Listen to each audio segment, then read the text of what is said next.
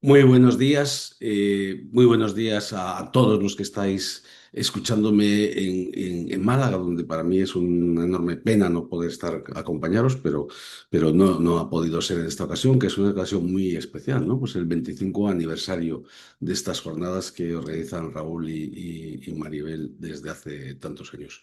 Muchas gracias por la invitación y de nuevo disculpas por no estar con vosotros. Bueno, me han encargado un tema, yo creo que es un tema muy bonito que habla de algunos fenotipos especiales en los pacientes con MASLD, ¿no? Todos sabemos, esta es una diapositiva que hemos visto en muchísimas ocasiones, que la enfermedad hepática por depósito de grasa, hablaré indistintamente de esteatosis hepática metabólica y MASLD, es una enfermedad que se caracteriza por la presencia de grasa en el citoplasma de los hepatocitos y que tienen concomitantemente un trastorno de disfunción metabólica que no voy a referir y que se ven en esta parte derecha de la diapositiva. Además de tener grasa en el hígado y tener esta disfunción metabólica, tienen que tener un consumo de alcohol pequeño, menos de 20 gramos en los hombres y menos de, 20, de 30 gramos en los hombres y menos de 20 gramos al día en las mujeres, porque en caso contrario, el espectro de la enfermedad hepática grasa se ha ampliado con los denominados metal-D, aquellos sujetos que tienen grasa, disfunción metabólica y un consumo de alcohol superior a 20 o 30 en mujeres y hombres respectivamente, o enfermedad por consumo de alcohol si tienen más de 50 o 60 gramos respectivamente. Pero más allá de esta definición que hace que tengamos un paraguas cómodo para el diagnóstico de esta enfermedad, sabemos que el MASLD es una enfermedad extraordinariamente compleja o, lo que es lo mismo, extraordinariamente heterogénea.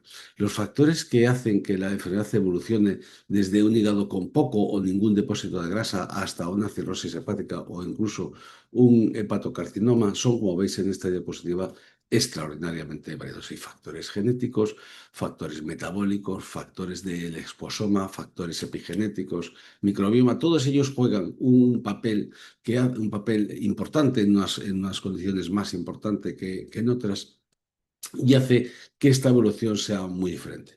Es tan diferente que algunas personas creemos que en realidad esto no es una enfermedad, sino que es un conjunto de enfermedades, ¿no? Y en algún pequeño trabajo nosotros propusimos cambiar la D de disease por la D de diseases o la D de disease por la D de disorders. Pero bueno, yo creo que no hemos tenido mucho éxito y ha quedado como enfermedad hepática metabólica, aunque yo creo que todos entendemos que la enfermedad que afecta a una persona sarcopénica mayor con enorme fragilidad es bastante diferente a la que afecta a un paciente que tiene un trastorno psicótico, a una persona que vive con obesidad. Y dentro de este espectro tan variado de pacientes o de personas que pueden sufrir la esteatosis hepática metabólica, hoy vamos a hablar de un conjunto que es la esteatosis hepática metabólica en los pacientes con una enfermedad inmunomediada.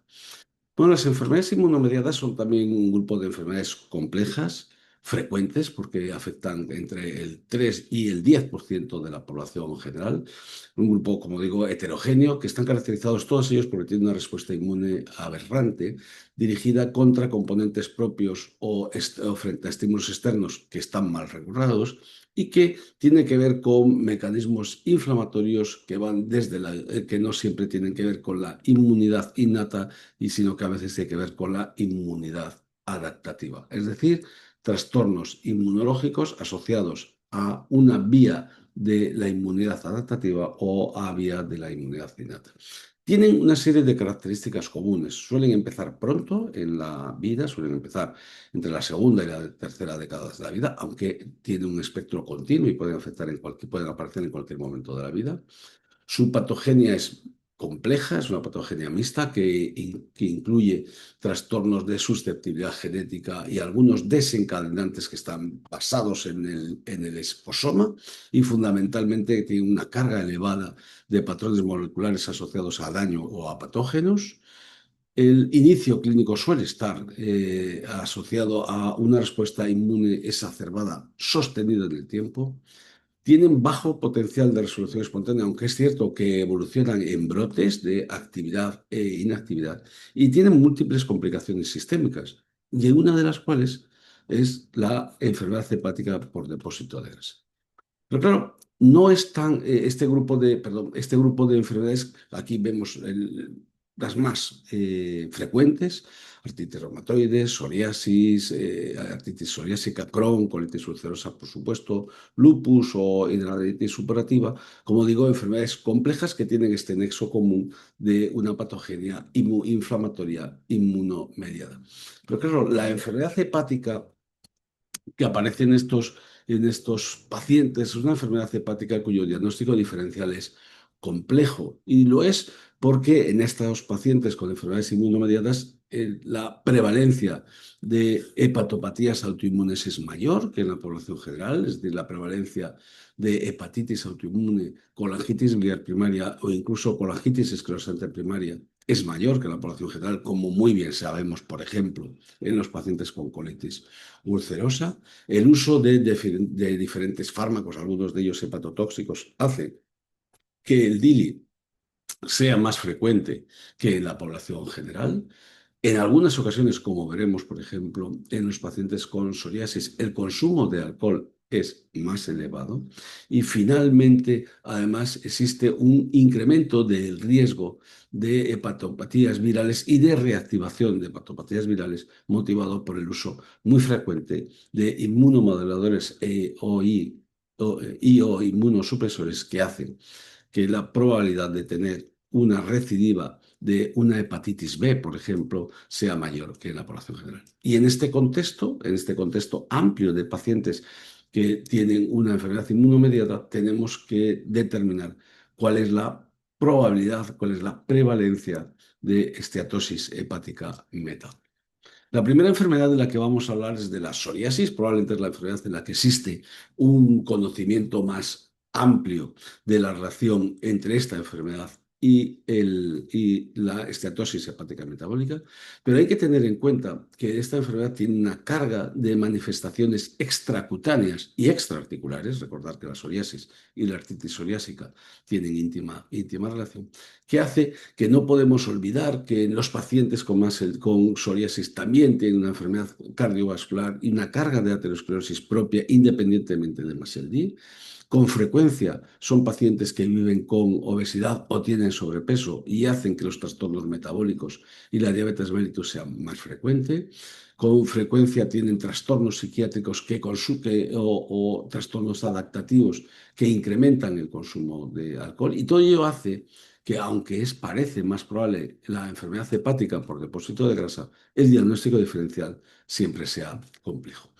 Y a pesar de esta complejidad, hace ya bastantes años, casi 20 años, se publicaron las primeras series en las que se demostraron de una forma no totalmente casual, sino de una forma epidemiológica, que en los pacientes con psoriasis la probabilidad de tener en aquel entonces nuestra denominada antigua denominación NAFLD era más frecuente que en los controles, casi el doble. Unos años después, esto fue en el 2009, unos años después, en un estudio, el primer estudio, digamos, sistemático y con pacientes muy bien caracterizados, dado que todos ellos tienen una biopsia hepática, se vieron los mismos datos. En aproximadamente la mitad de los pacientes psoriásicos se detectaba una enfermedad por depósito de grasa hepática. Y nosotros hemos tenido la oportunidad de ver los mismos datos en una serie muy grande de pacientes psoriásicos, más de 1000, en el que vimos dos cosas. Quizás la más importante no es que había un incremento de la esteatosis hepática metabólica en los pacientes con psoriasis, sino que la probabilidad de tener una fibrosis avanzada era mayor en estos pacientes psoriásicos. Es decir, la probabilidad de tener una esteatosis hepática metabólica más avanzada que en la población general era más frecuente en estos pacientes, y además de ser más frecuente, se relacionaba en grandísima medida, como ves aquí, la ratio, en grandísima medida con la propia enfermedad inmunomediada, con la propia psoriasis. Como veis, con una asociación mucho más fuerte que con el índice de masa corporal, es decir, que con la existencia o no de obesidad, y más fuerte que con otros factores, con otros trastornos metabólicos que no parecía tener un significado claro. Es decir, la propia psoriasis era la que impactaba en el incremento de la prevalencia de la esteatosis hepática metabólica. Y muy recientemente, en un estudio muy bien caracterizado que publican nuestros colegas de reumatología, que se publica en una revista muy importante, en Rheumatology, se hace un estudio sistemático de los pacientes con psoriasis para intentar diagnosticar en todos los casos la existencia o no de enfermedad hepática metabólica. Y llegan a dos conclusiones muy importantes. Primero, la mitad de los pacientes, más o menos la mitad, 44% de los pacientes, tienen esteatosis hepática metabólica, números iguales que los que hemos visto anteriormente, pero, y es lo más importante, los criterios no invasivos, los criterios que utilizamos habitualmente para el diagnóstico de los pacientes, un FID4 o NAFLD Fibrosis Score, son mucho menos útiles que en otro tipo de poblaciones y no son capaces de diagnosticar a la mitad de los pacientes. Esto es un aprendizaje muy importante. Y otro aprendizaje muy importante que no mencioné previamente es que es independiente del uso o no del metotrexato, este famoso y viejo amigo nuestro que tiene una historia muy controvertida de asociación con la fibrosis hepática y que aquí no parece tener. Nosotros estudiamos hace años un grupo de enfermedades inmunomediadas con una carga inflamatoria notablemente alta. Es una enfermedad rara, la hidrosaleritis supurativa, pero como digo, con una carga inflamatoria muy notable. Y lo que vimos es que en la mitad de los pacientes, en casi tres cuartas partes de los pacientes existía una esteatosis hepática metabólica. Aquí se ve muy bien cuando hicimos un estudio controlado con un grupo de control muy amplio, portecente de nuestra corte ETON, una corte de población general de Cantabria, Valencia y Madrid, y vimos cómo la prevalencia era casi dos veces más alta en los pacientes con hidrosaleritis supurativa que en la población general. Y nuevamente vimos un dato muy importante. No solo era más alta, sino que la probabilidad de tener una fibrosis avanzada era mayor. Es decir, es más alta la prevalencia y es más grave la enfermedad. Y nuevamente, esta enfermedad no depende de la existencia de factores metabólicos, sino que se asocia fundamentalmente a la propia actividad de la enfermedad, se asocia a la propia hidrosaleritis supurativa. Por lo tanto, los datos que tenemos que recordar son muy importantes. En hidrosaleritis supurativa, casi dos tercios de los pacientes tienen esteatosis hepática metabólica. Esta esteatosis hepática metabólica es más grave, más avanzada que en los enfermos que no tienen esta enfermedad. Y tres, además, esta enfermedad, esta esteatosis hepática metabólica depende fundamentalmente de la propia actividad de la enfermedad inmunomediada y no tanto de los trastornos metabólicos asociados. La tercera enfermedad que les voy a mencionar y de la que también tenemos experiencia es la enfermedad inflamatoria intestinal. Hace ya ciertos años, hace no menos de 8 o 10 años, que se conoce la relación entre el desarrollo de esteatosis hepático-metabólica y la enfermedad inflamatoria intestinal, tanto el Crohn como la colitis ulcerosa. Y yo les voy a contar nuestra experiencia en una serie muy amplia, una experiencia compartida con el Hospital Puerta de Hierro, en el que analizamos un número de pacientes muy importante. Si se fijan aquí, invitamos a participar a 1.600 pacientes con enfermedad inflamatoria intestinal, de los cuales pudimos completar el estudio de función hepática en aproximadamente 1.000 y finalmente incluimos a aproximadamente la mitad de los que habíamos invitado a participar. Un número, como digo, muy importante, 800. De estos más de 800 vimos que, como ven aquí, tenían una enfermedad hepática metabólica casi la mitad, un número muy elevado de ellos, de los que en la inmensa mayoría de los casos no estaba asociado al consumo de alcohol. Es decir, eran más LDs según los criterios, entonces más LD en la actualidad, más LDs en los criterios actuales. Y los comparamos con un grupo control en el cual la prevalencia de esteatosis hepática metabólica era más baja, es alta, pero más baja, claramente más baja que en la población de enfermedad inflamatoria intestinal, y el consumo de alcohol era aproximadamente el mismo, un poco más bajo en población general que en sujetos con enfermedad inflamatoria intestinal. Por lo tanto, desde un punto de vista epidemiológico, las personas con enfermedad inflamatoria intestinal tienen un incremento de la prevalencia de esteatosis hepática metabólica. Quisimos saber a qué se asociaban esta enfermedad hepática metabólica en los sujetos con enfermedad inflamatoria intestinal. Y bueno, vimos algunas comparaciones que parecerían razonables, y cuando uno está enfermo, pues las cifras, cuando son tantos enfermos, a veces hay diferencias significativas que tienen poco que ver con las diferencias en la clínica real. Pero sí vimos algunas diferencias muy importantes. Fijaros, en los pacientes que tenían enfermedad inflamatoria intestinal, la probabilidad de tener una fibrosis avanzada, que nosotros definíamos como igual o superior a F2, era mucho más alta en los pacientes con enfermedad inflamatoria intestinal respecto a los controles. Pero cuando de los pacientes con enfermedad inflamatoria intestinal excluíamos a los pacientes obesos, estas diferencias todavía eran más altas. Fijaros que aquí la diferencia es aproximadamente el doble, 9,5% sobre 5%. Cuando quitábamos los obesos, la diferencia era casi 5 veces mayor. Si además decíamos que no eran diabéticos, la diferencia era 9 veces mayor.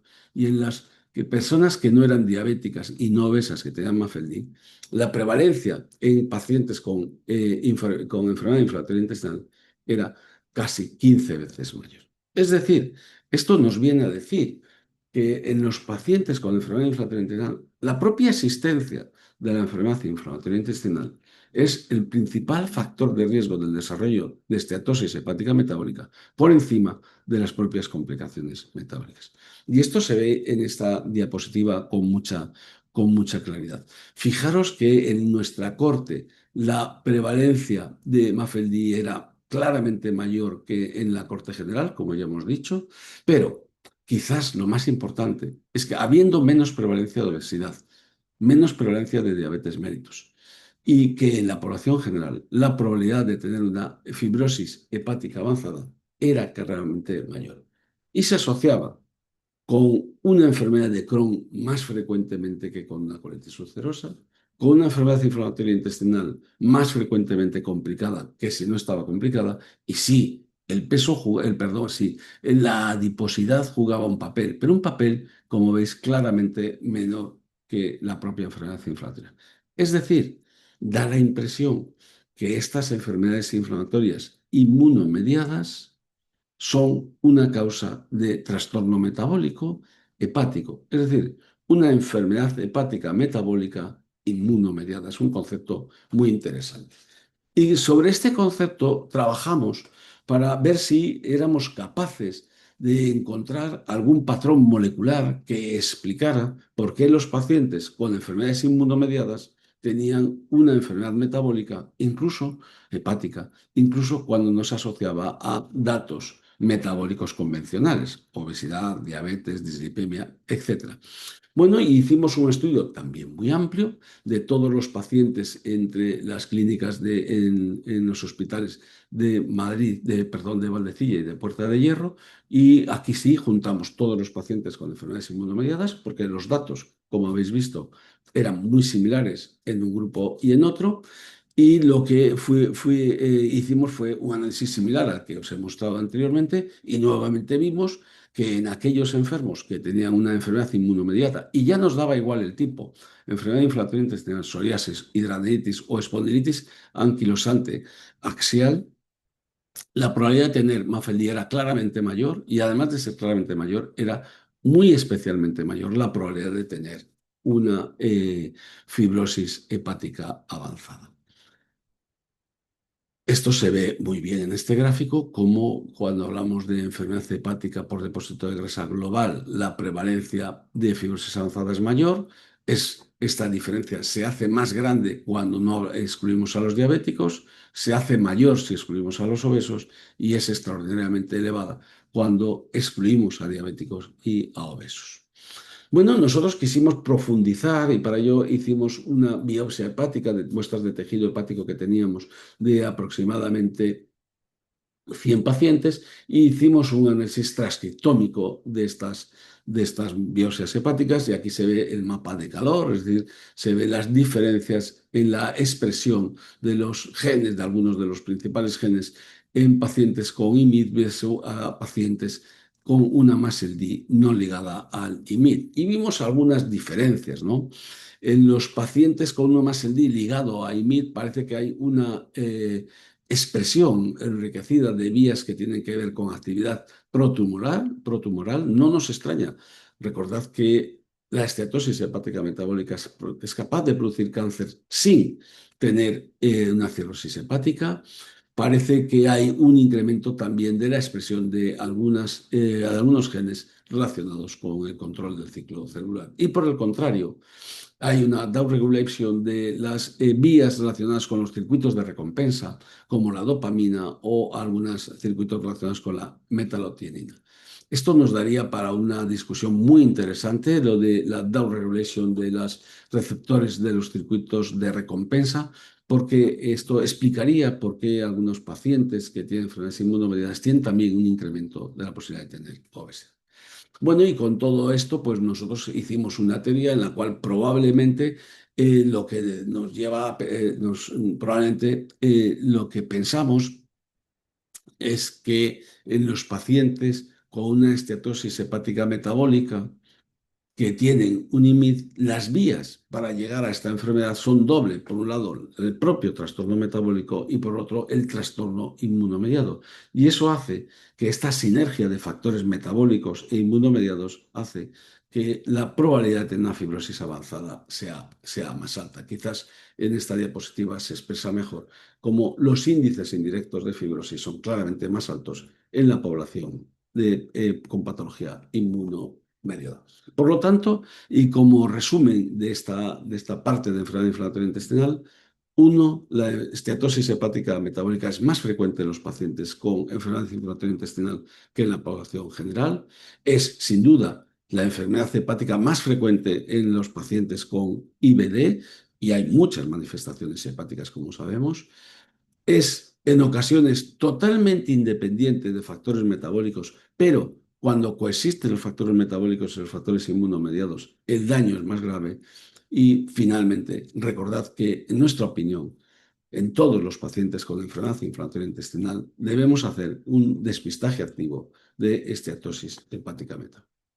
Ya voy acabando y ahora damos una vuelta a la tortilla y ya no vamos a hablar de enfermedades inmunomediadas, sino de fenómenos inmunomediados en el contexto de MASLD. Y para ello voy a mencionar un único trabajo que se dirigido por el Clínic de Barcelona y el que nosotros tuvimos la suerte de participar, un trabajo amplio que incluye 460 pacientes que tienen una enfermedad hepática metabólica, en los que se disponía de una biopsia hepática para un análisis histológico centralizado de esa biopsia hepática. Como veis, son pacientes que en su conjunto tenían una carga metabólica muy alta, porque el índice de masa corporal medio era de 33 y tenía un 58% tenían diabetes tipo 2. No nos extraña esta prevalencia. Se hizo un análisis histológico centralizado en el que se investigó de forma muy proactiva la posible existencia de una hepatitis autoinmune asociada a la esteatosis hepática metabólica y se vieron algunas cosas, ¿no? Por ejemplo, se vieron que casi una cuarta parte de los pacientes con MASLD tenían autoanticuerpos circulantes, fundamentalmente anticuerpos antinucleares o anticuerpos frente al músculo liso, que la correlación con la existencia de una posible hepatitis autoinmune asociada era baja, porque estos datos sugestivos de hepatitis autoinmune se observaban en menos del 8% de los pacientes, es decir, había poca correlación. Lo que sí había era una correlación con lo que creíamos que los anticuerpos lo que denotaban era un incremento de la inflamación crónica de bajo grado que tienen estos pacientes con más el D en la inmensa mayoría de los casos y que probablemente está relacionado con esa inflamación adipocitaria que tienen estos enfermos, con la disfunción del tejido adiposo y que probablemente esa era una correlación más estrecha con los anticuerpos que la posible enfermedad hepática autoinmune. Y hay un aspecto muy importante, y es que desde el punto de vista clínico tiene mucho interés, y es que aquellos pacientes en los cuales se observaban anticuerpos antinucleares o anticuerpos antimúsculo liso, la progresión a KKLD, a descompensación hepática o a muerte era claramente mayor en los pacientes que presentaban estos anticuerpos que en los que no lo presentaban.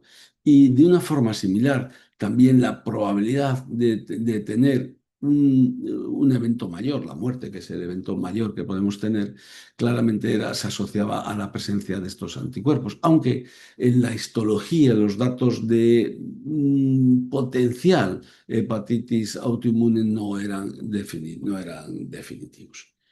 Yo creo que esta es mi última diapositiva. Me habéis pedido, me pidió el doctor Andrade que hablara de perdón, de esteatosis hepática metabólica en las enfermedades inmunomediadas y yo no puedo concluir que más el día es una enfermedad inmunomediada, pero sí que tiene cierto componente inmunomediado. Claramente en las enfermedades inmunomediadas, artritis reumatoide, psoriasis, hemos revisado mucho la psoriasis, la hidradenitis supurativa, Crohn, colitis ulcerosa y marginalmente espondilitis anquilosante, tienen un claro incremento de la esteatosis hepática metabólica. Este incremento de la esteatosis hepática metabólica es en muchos casos independiente de la presencia de factores de riesgo metabólicos, especialmente de obesidad. Hemos visto de forma inequívoca que la convergencia de factores metabólicos y factores inmunomediados incide en un incremento de la gravedad de la enfermedad hepática, expresada por una mayor prevalencia de fibrosis avanzada, que probablemente la enfermedad que más carga metabólica de esteatosis hepática metabólica es aquella que tiene más carga inflamatoria. Este es un aspecto que nos obligará a estar atentos en el futuro. Y finalmente, quizás tenemos que pensar que al igual que hacemos en los pacientes que viven con obesidad, en los pacientes que tienen una diabetes tipo 2, en los que hemos recomendado hacer un cribado sistemático de esteatosis hepática metabólica en estos pacientes, probablemente el subgrupo de enfermos con enfermedad inmunomediada también son un subgrupo en el que tenemos que hacer un cribado sistemático de esteatosis hepática metabólica. Muchísimas gracias por permitirme estar con vosotros, aunque sea en la distancia, y estoy seguro de que el curso será un éxito. Muchas gracias.